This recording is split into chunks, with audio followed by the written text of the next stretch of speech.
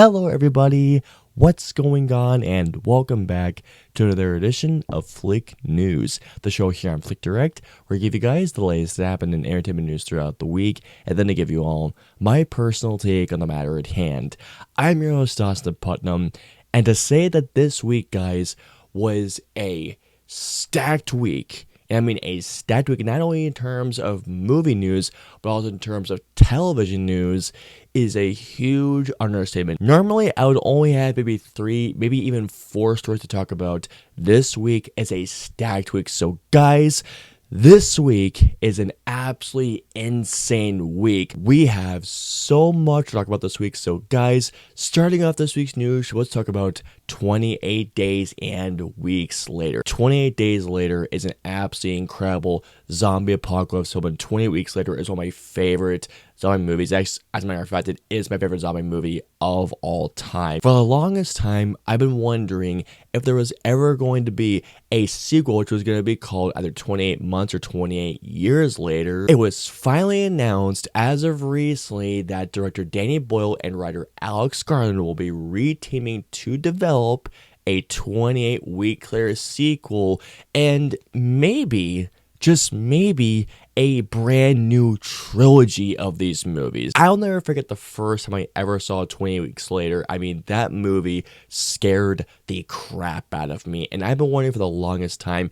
if there was ever going to be a sequel, because 28 Weeks Later came out, I believe, in the mid-2000s, and think about that, guys, mid-2000s, and it has been a long time coming now. Just what you guys know, this is just in the development process right now, and the trilogy is just a proposed idea. But honest to God, I'm hoping that we just at least get the sequel, because I've been wanting a 28 Weeks Later sequel for the longest freaking time. And if this is actually happening, I'm going to be so happy. And especially knowing that, by the way, that once again, Danny Boyle is directing and Alex Garland is writing. These two are such career powerhouses, and knowing they're working together again, it makes me so happy. And I can't wait to see the magic that they create. I'm hoping this gets made. I'm seriously hoping it gets made. As if that wasn't exciting enough, jumping into the next news story of this week deals with The Last of Us Season 2, which, as I've mentioned before, is dealing with The Last of Us Part 2.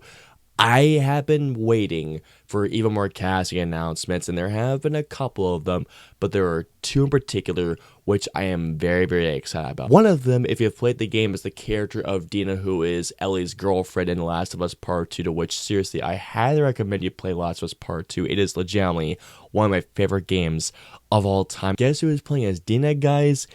Isabella Merce. You also may know her as Isabella Moner. If I am pronouncing her name wrong, I deeply apologize. But if you guys don't know who Isabella Merce, aka Isabella Moner, is, you may know her from 3 specific movies. One of them, Transformers: The Last Night. 2, Instant Family. And 3, I almost forgot the name of the movie second. Dora, and I believe The Lost City of Gold, which was so much better than I thought it would be, and she gave a great performance. Isabella Merce is a brilliant choice, and I can't wait to see how she brings the role of Dina to life in live action.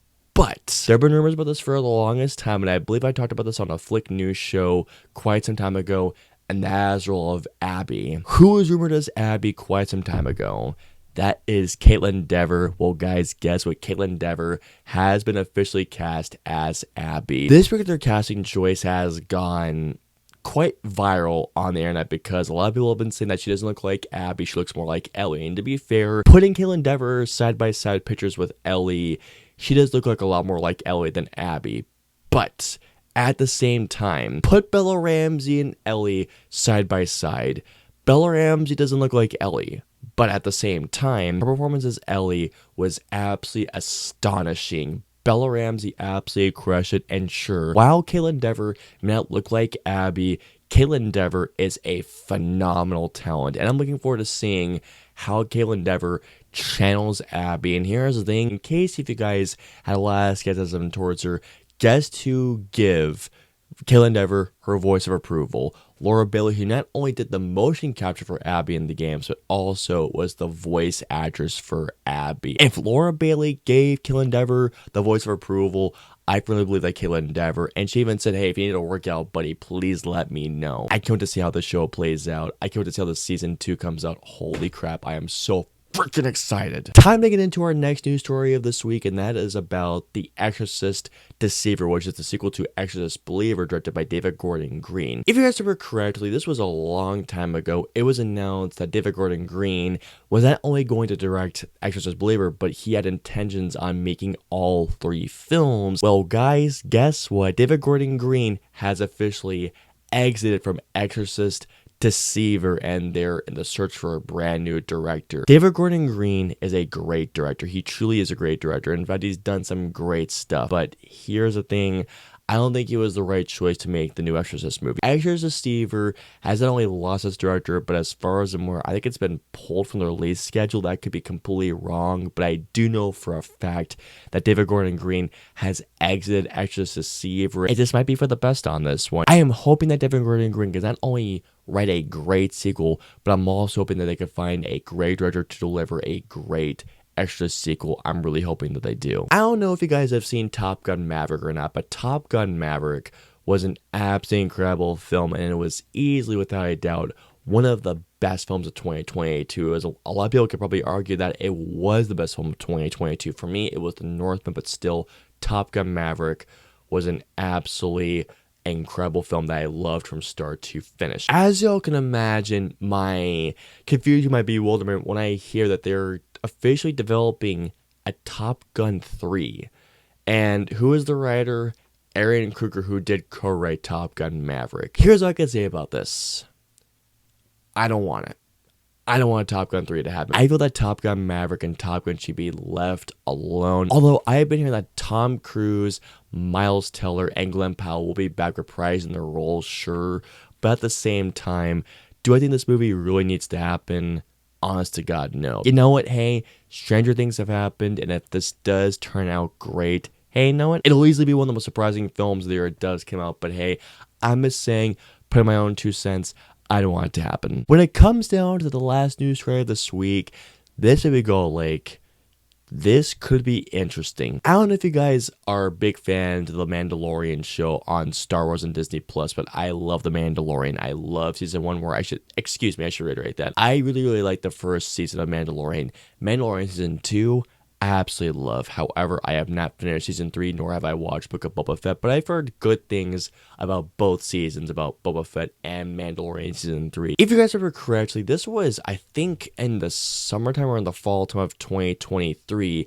It was originally announced that, by the way, there was going to be a 4th season of Mandalorian with a film tying up essentially the stories that Dave Filoni had created. It turns out that apparently the 4th Mandalorian season is being redeveloped into a feature-length film with the working title of The Mandalorian and Grogu. And this is being directed by Jon Favreau. I like it, but at the same time, I'm concerned because here's the thing.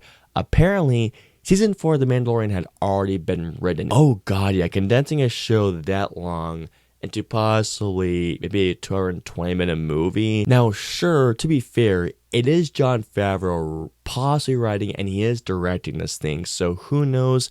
This could be really good, although I have complete faith in Jon Favreau wanting to make a Star Wars film because he's been wanting to make a Star Wars film, I think, for the longest time, and knowing that he's making this thing, I'm very excited, but at the same time, I'm just worried knowing that he was asked to condense a season of Mandalorian into a feature-length film, but the title of that thing is kind of silly, but I think they'll make a better title. And also, as far as more, I think it goes to the production this fall, so hey, you know what? I'm excited. Mandalorian is an overall a terrific show. This thing deserves big screen treatment, and I'm happy that Mandalorian, or that Mando, is being given the big screen treatment, and I'm just hoping it's a good film. I'm excited. Bring it on. And that is going to wrap things up for this week's show. Please comment below starting off, how do you all feel about a brand new 28 Days Later sequel and also a trilogy? Also, when it comes down to the casting updates to The Last of Us Season 2, how do you feel about Caitlin Dever being cast as Abby and also Isabella Merce portraying Dina? When it comes down to David Gordon Green exiting Exorcist Deceiver, how do you feel about that? Who do you think should be directing Exorcist Deceiver? Top Gun 3 happening. Do you guys like the fact that it's happening, or do you think it should be left alone? And finally, when it comes down to the new Mandalorian film, which was developed originally as season 4, but now being packaged as a movie. How do you all feel about this? Let us know below. I hope you enjoyed this week's news. If so, please hit that like button, also share, and don't forget the subscribe button and the notification bell for the latest new show goes live. If you guys want to see our previous 2 new shows, please click it right there or right there. And of course, until next week's new show goes live, we'll see you all next week. Have a wonderful week, everybody.